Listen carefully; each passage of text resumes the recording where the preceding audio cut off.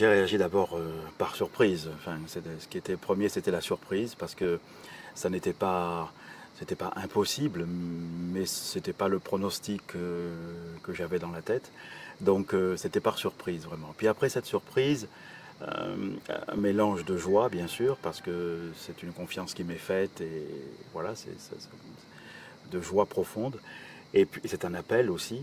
Et puis d'effroi, quoi. D'effroi, parce que la situation est assez originale. C'est rare qu'on soit évêque d'un peuple qui vous a enfanté à la fois. Donc voilà, il va falloir trouver comment faire. Mais, euh, mais voilà, après, plus les jours passaient, et plus la joie dominait dans une confiance dépouillée envers le Seigneur. Si je relis mon histoire rapidement pour voir ce que le Seigneur a déjà construit en moi, je crois qu'il y a plusieurs expériences. Il y a d'abord l'expérience du déracinement. Je suis né en Algérie, on y est resté quelques années, on est arrivé ensuite à Paris, dans des conditions qui ont été difficiles. Ça reste pour moi une expérience fondatrice, voilà, le déracinement. Le fait que, voilà, à un moment, on est obligé de quitter et on n'a pas les assises là où on arrive. Voilà. La deuxième expérience, c'est celle de l'accompagnement. Quand j'ai été nommé au séminaire, c'était mon premier poste au séminaire comme professeur et surtout comme accompagnateur des jeunes qui se posent la question de savoir s'ils sont appelés à devenir prêtres. C'est du travail de haute couture, de précision, faut être présent à chacun, il faut cheminer avec chacun. C'est une deuxième expérience, le déracinement, l'accompagnement. La troisième expérience, ça a été celle de l'étude, de la découverte. J'ai dû créer un institut à la demande du cardinal Coffi sur les questions que pose à la foi chrétienne la pluralité culturelle et religieuse. Je n'étais pas du tout moi-même préparé à ça, j'avais ni compétence ni goût d'ailleurs pour la chose, mais j'ai travaillé parce que c'est une question importante pour l'Église, et faire travailler la raison au service de la foi pour cette question-là. Voilà, ça a été aussi très important ça, le déracinement, l'accompagnement, l'étude et la recherche. Ça, c'est le Seigneur qui le sait, je lui demanderai à la fin.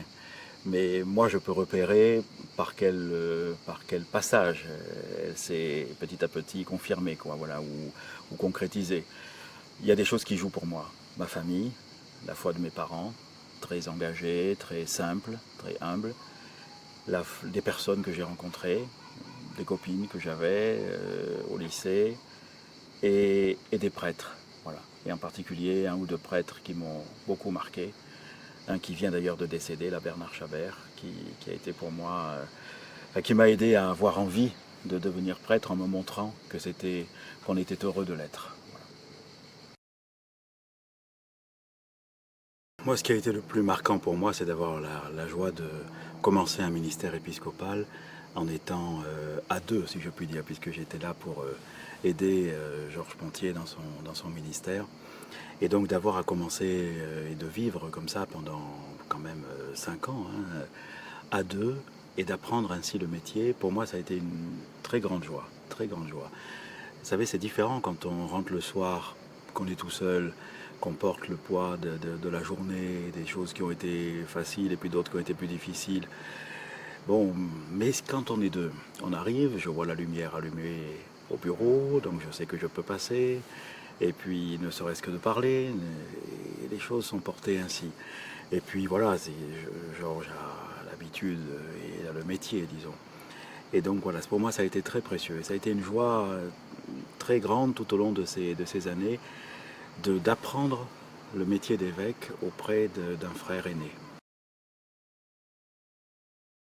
Ma devise, c'est ce petit verset de l'évangile de Luc, où la Vierge Marie, quand l'ange lui annonce ce qui va lui arriver, dit eh bien, que tout se passe pour moi selon ta parole. Voilà, c'est ce que j'ai choisi, c'est-à-dire d'essayer d'apprendre de Marie cette disponibilité à la parole de Dieu. À Marseille, on est dans une ville très mariale, qui est dominée par la Bonne Mère, qui la Bonne Mère est très présente, la Vierge de la Garde est très présente au cœur des gens. Et pour moi, c'est une devise qui va aussi avec la ville, quoi. Voilà, c'est-à-dire que, oui, apprendre de Marie à ce que la parole donne du fruit en nous. En fait, il est chargé de bien tenir lui-même la main du Christ et de tenir la main de ceux dont il a la charge. Voilà. Et pour ça, comme dit souvent le pape François, il faut que des fois il soit devant quand on a un peu peur d'avancer. Il faut que souvent il soit au milieu pour bien comprendre, bien partager la vie de du peuple qui lui a été confié. Et puis il faut que des fois il soit derrière pour aider ceux qui ont le plus de mal, pour les attendre. Et aussi parce que souvent le troupeau lui-même trouve des chemins, il a du flair que le pasteur n'aurait pas trouvé.